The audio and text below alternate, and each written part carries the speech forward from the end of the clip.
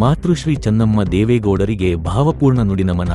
ಆದರ್ಶ ದಾಂಪತ್ಯ, ಸೇವೆ, ದೈವಭಕ್ತಿಯ ಪ್ರತಿರೂಪ ಎಂದು ಬಣ್ಣನೆ.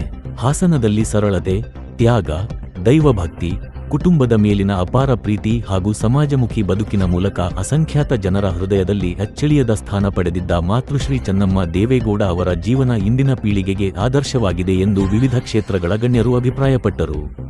ನಗರದ ಹಾಸನಾಂಬ ಕಲಾಕ್ಷೇತ್ರದಲ್ಲಿ ಹಾಸನ ಜಿಲ್ಲಾ ನಾಗರಿಕ ವೇದಿಕೆ ವತಿಯಿಂದ ಮಂಗಳವಾರ ಆಯೋಜಿಸಿದ್ದ ಮಾತೃಶ್ರೀ ಚೆನ್ನಮ್ಮ ದೇವೇಗೌಡರು ದೊಡ್ಡಮನೆ ದೇವತೆಗೆ ಭಾವಪೂರ್ಣ ನುಡಿನಮನ ಕಾರ್ಯಕ್ರಮದಲ್ಲಿ ವಿವಿಧ ರಾಜಕೀಯ, ಧಾರ್ಮಿಕ, ಸಾಮಾಜಿಕ ಹಾಗೂ ಸಾಹಿತ್ಯ ಕ್ಷೇತ್ರದ ಗಣ್ಯರು ಭಾಗವಹಿಸಿ ಚೆನ್ನಮ್ಮ ಅವರ ವ್ಯಕ್ತಿತ್ವ, ಸೇವೆ, ದೈವಭಕ್ತಿ ಹಾಗೂ ಕುಟುಂಬದ ಮೇಲಿನ ಅವರ ಬದ್ಧತೆಯನ್ನು ಸ್ಮರಿಸಿದರು. ಕಾರ್ಯಕ್ರಮದ ಆರಂಭದಲ್ಲಿ ಮಾತೃಶ್ರೀ ಚೆನ್ನಮ್ಮ ದೇವೇಗೌಡರ ಭಾವಚಿತ್ರಕ್ಕೆ ಪುಷ್ಪನಮನ ಸಲ್ಲಿಸುವ ಮೂಲಕ ಗೌರವ ಸೂಚಿಸಲಾಯಿತು. ತಣ್ಣೀರುಹಳ್ಳ ಮಠದ ವಿಜಯಕುಮಾರ ಸ್ವಾಮೀಜಿ ಮಾತನಾಡಿ, ಹೆಂಡತಿಯಾಗಿ, ತಾಯಿಯಾಗಿ ಹಾಗೂ ಕುಟುಂಬದ ಬೆನ್ನೆಲುಬಾಗಿ ಚೆನ್ನಮ್ಮ ಅವರು ನಿಸ್ವಾರ್ಥ ಸೇವೆ ಸಲ್ಲಿಸಿದ್ದಾರೆ. ಸಮಾಜದಲ್ಲಿ ಕೆಲವರನ್ನು ಮಾತ್ರ ಎಂದಿಗೂ ಮರೆಯಲು ಸಾಧ್ಯವಾಗುತ್ತದೆ. ಆ ಸಾಲಿನಲ್ಲಿ ಚೆನ್ನಮ್ಮ ದೇವೇಗೌಡ ಅವರ ಸ್ಥಾನ ಅಗ್ರಗಣ್ಯವಾಗಿದೆ ಎಂದರು. ಅವರು ದೇವೇಗೌಡರಿಗೆ ಕಾಲ್ ಮುಗಿತಾ ಇದ್ರು. ಅಂತಹ ವಯಸ್ಸಿನಲ್ಲೂ ಕೂಡ ಪತಿಭಕ್ತಿ ಎದ್ದು ಕಾಣ್ತಾ ಇತ್ತು. ಇದೇ ನಮ್ಮ ಸಂಸ್ಕೃತಿ ಅಂದೆ. ಅದಕ್ಕೆ ಶರಣರು ಹೇಳ್ತಾ ಇದ್ದಾರೆ, ಸತಿಪತಿಗಳು ಹಿತವಾಗ್ಬೋದು ಶಿವನಿಗೆ ನಿಜಕ್ಕೂ ಪ್ರೀತಿ ಯಾವುದಂದ್ರೆ ಬರೀ ಗಂಡ ಮಾತ್ರ ಭಕ್ತಿ ಆದ್ರೆ ಸಾಲದು, ಸತಿ ಮತ್ತು ಪತಿ ಅಮೃತದೋಳ್ ಏನ್ ಹೇಳ್ತಾ ಇದ್ದಾರೆ, ಸತಿಪತಿಗಳೊಂದಾದ ಭಕ್ತಿ ಏನಂತ ಹೇಳ್ತಾ ಇದ್ದಾರೆ, ಹಾಲು ಸಕ್ಕರೆ ಬೆರೆದಂತೆ ಅಂತ ಹೇಳ್ತಾ ಇದ್ದಾರೆ. ಹಾಗೆ ಅವರಿಬ್ರು ಕೂಡ, ಯಾಕೆಂದ್ರೆ ನಾವು ಬರೀ ಚೆನ್ನಮ್ಮನವ್ರು ಮಾತ್ರ ಭಕ್ತಿವಂತರು ಅಂತ ಹೇಳಕ್ಕಾಗ್ತಾ ಇಲ್ಲ.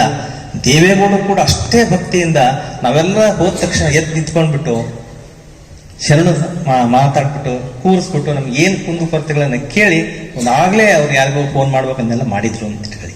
ಹಾಗೆ ಅವರಲ್ಲಿ ಎಷ್ಟೊಂದು ಆತಿಥ್ಯದ ಗುಣ ಇತ್ತು. ಒಬ್ಬ ಹೆಣ್ಮಗಳಲ್ಲಿ ಭಾರತದ ನಾರಿಯ ಗುಣಗಳು ಏನಿದ್ವು ಅವೆಲ್ಲವೂ ಕೂಡ ಅವರಲ್ಲಿತ್ತು. ಆದರ್ಶ ನಾರಿಯ ಅಭಿವೃದ್ಧಿಗೆ ಬಹಳಷ್ಟು ಜನ ಶ್ರಮಿಸಿದ್ದನ್ನು ಮರೆಯಲಾಗದು. ಸಂತ ಮಹಂತರು, ಋಷಿ ಮುನಿಗಳು, ಆಚಾರ್ಯರು ಆಯಾ ಕಾಲಘಟ್ಟದಲ್ಲಿ ಬದುಕಿ ಬಾಳುವ ಜನ ಸಮುದಾಯಕ್ಕೆ ಸಂಸ್ಕಾರ ಸದ್ವಿಚಾರಗಳನ್ನು ಬೋಧಿಸಿದ ಇತಿಹಾಸ ನಮ್ಮ ಕಣ್ಮುಂದೆ ಇದೆ. ಅರಿವುಳ್ಳ ಮನುಷ್ಯ ಜನ್ಮದಲ್ಲಿ ಬಂದ ನಂತರ ಸ್ವಲ್ಪವಾದರೂ ಧರ್ಮ ಮಾರ್ಗದಲ್ಲಿ ನಡೆದು ಇನ್ನಿತರರಿಗೆ ಒಳಿತನ್ನು ಮಾಡಬೇಕಾದದ್ದು ಆದ್ಯ ಕರ್ತವ್ಯ. ಒಂದು ಸಸಿ ಎಮ್ಮರವಾಗಿ ಬೆಳೆದರೆ ಅದರಿಂದ ಅಸಂಖ್ಯಾತ ಪಶು ಪಕ್ಷಿ ಪ್ರಾಣಿಗಳಿಗೆ ಆಶ್ರಯ ನೀಡುತ್ತದೆ. ಸಹೋದರಿಯಾಗಿ, ಧರ್ಮಪತ್ನಿಯಾಗಿ, ಕರುಣಾಮಯಿಯಾಗಿ ಮನೆ ಬಾಗಿಲಿಗೆ ಬಂದವರನ್ನು ಮಕ್ಕಳಂತೆ ಸಲಹಿದ ಮಹಾತಾಯಿಯಾಗಿ ಎಲ್ಲ ಜವಾಬ್ದಾರಿಗಳನ್ನು ಸಾರ್ಥಕವಾಗಿ ಪೂರೈಸಿದಂತಹ ಮಹಾತಾಯಿ ಯಾರು ಇದ್ರೆ ಅದು ಅನ್ನಪೂರ್ಣೇಶ್ವರಿ ಚೆನ್ನಮ್ಮ ದೇವೇಗೌಡರು ಅಂತ ನಾವು ಹೇಳ್ಬೋದು.